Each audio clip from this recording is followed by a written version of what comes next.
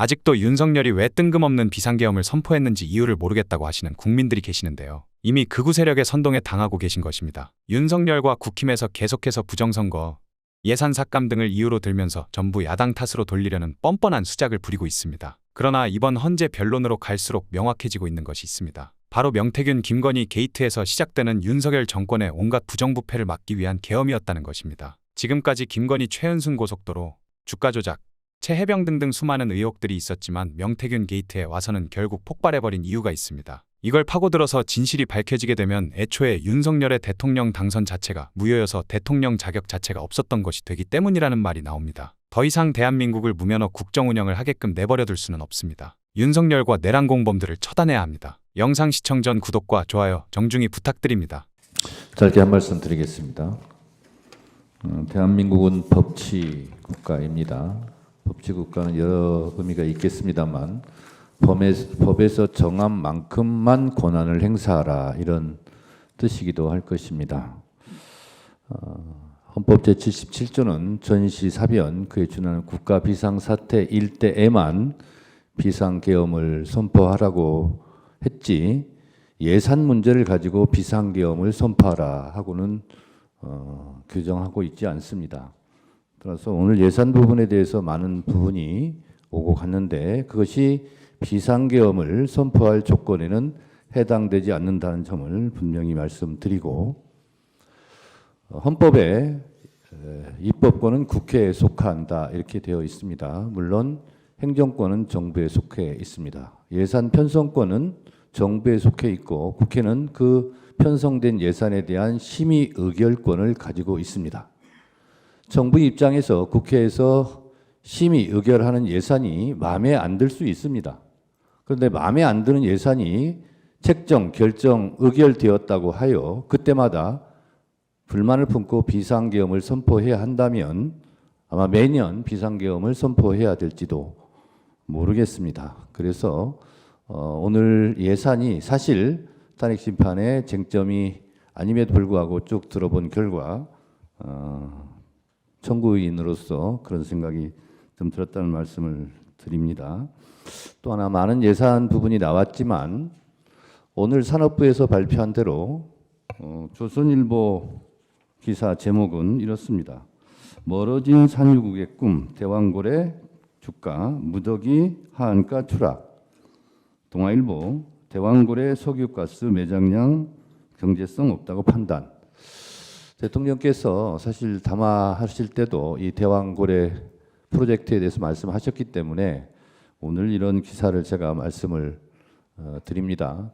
그렇다면 결국 국회에서 이 대왕고래 프로젝트 예산을 삭감한 것은 결국 경제성이 없는 부분에 대한 잘된 예산 삭감이 아닌가 그런 생각도 들었습니다.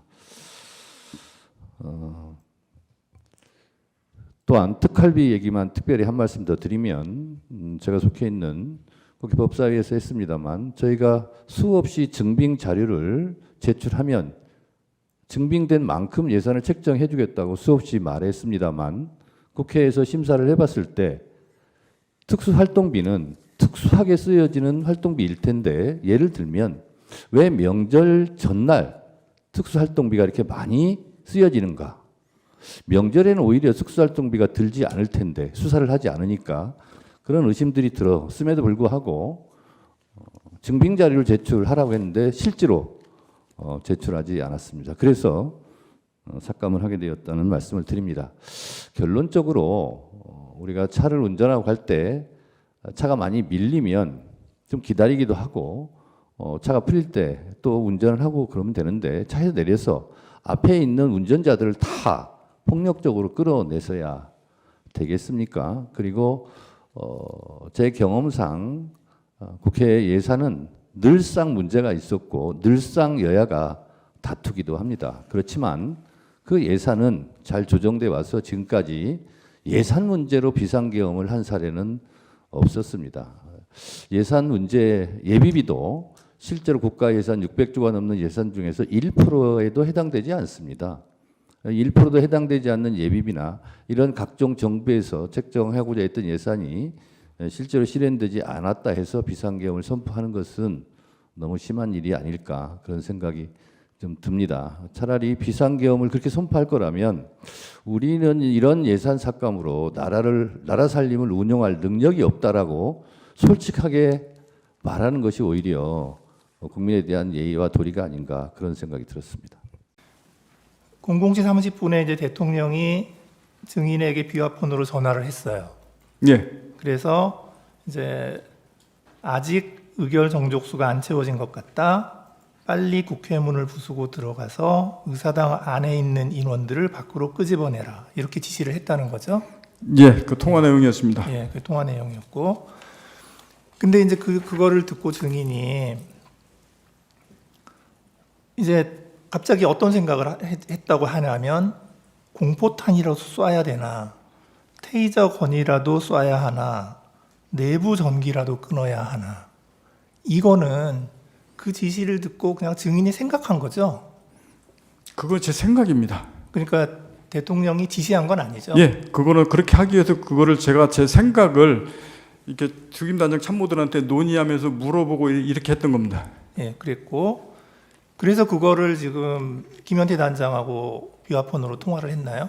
비영배 단장한테 테이저건 제가 정확히 기억나는 게 야, 테이저건을 써서 그 부분이 되냐라고 했더니 김현태 단장이 저한테 지금 사람이 너무 많아서 테이저건 쓰면 위험해서 안 됩니다 라고 저한테 피드백을 바로 했고 그래서 그러면 하지 마라 하면 안 된다라고 그 중지 지시를 그때 했습니다. 그러니까 지금 그 대통령한테서 아까 그 지시를 안 받았으면 증인이 그 생각을 할 이유가 없잖아요. 거기서부터 대부분 출발해서 저걸 어떻게 뚫고 들어가야 되나 해야 되나 저 행위를 들어가야 되나 아니면 다른 방법이 있나 이런 고민들이 머릿속에서 막 돌아가다 보니까 이제 그런 논의도 해보고 그게 가능하냐고 물어보기도 하고 이랬었던 것 같습니다. 그러니까 제가 여쭤보는 거는 증인이 지금 갑자기 공포탄 써야 되나 테이저건 쏴야 되나 전기 끊어야 되나 이 생각을 했다는 건데 예. 그냥 아무것도 없는 상황에서 갑자기 증인이 그 생각을 한 건 아니잖아요. 예. 그러니까 뭔가 무슨 지시를 받았기 때문에 그거 하려면 이걸 해야 되나 하고 생각했다는 거죠. 예. 그 다음에 이제 그 00시 35분에 이제 김용현 장관이 비화폰으로 증인한테 전화를 했다는 거죠. 예. 예. 그래서 그때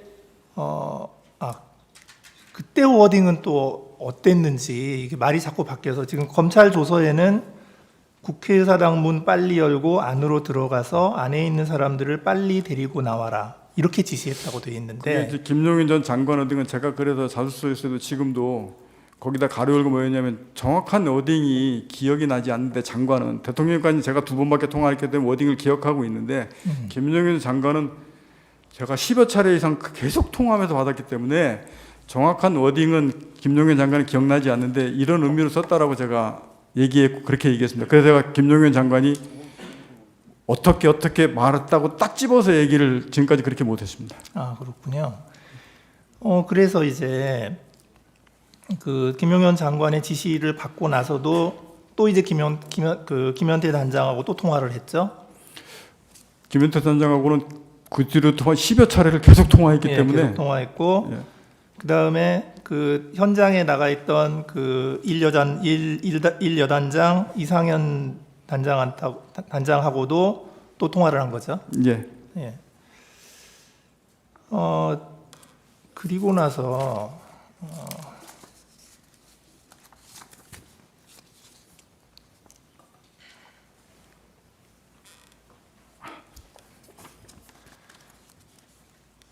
그리고 나서 이제 증인이 그 김현태 단장한테 공포탄 테이저건을 사용하지 말라고 지시를 했죠.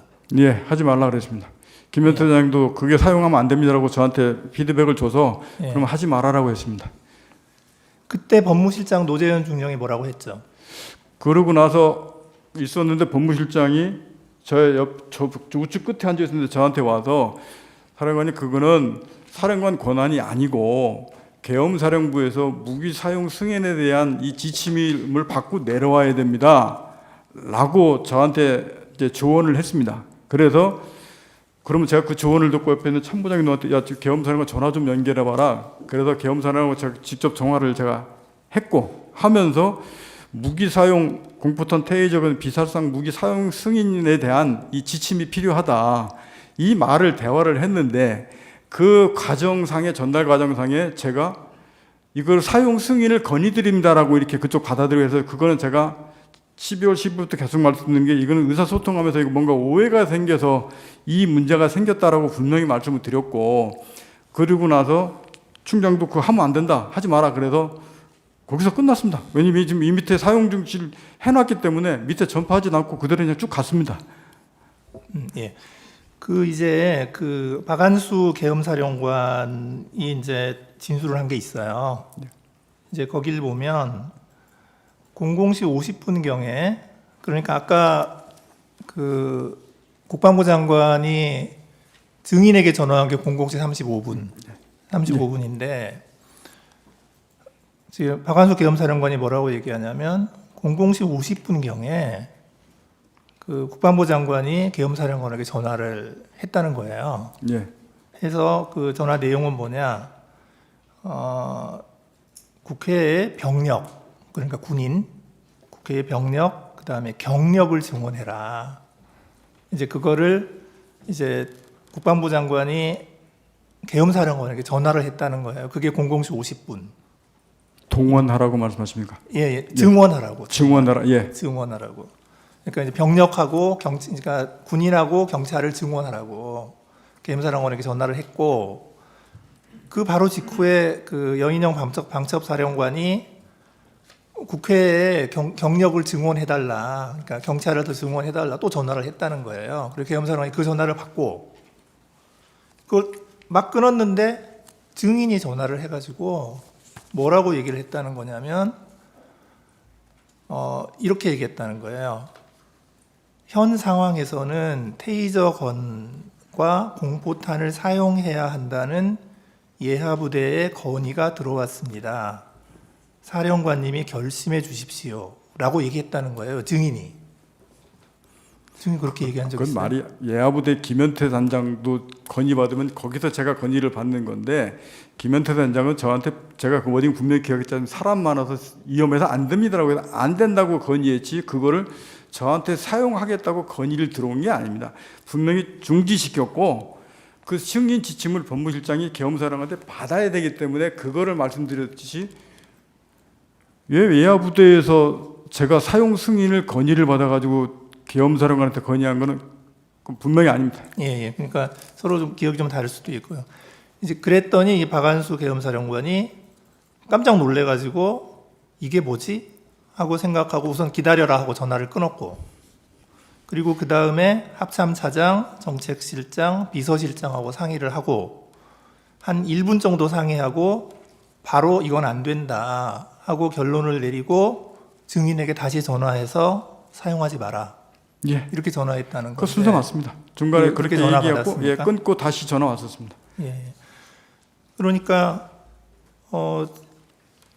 지금 이렇게 되면 이 그 공포탄 테이저건이라는 그 이런 논의 자체는 그 당시에 분명히 있었다는 거죠.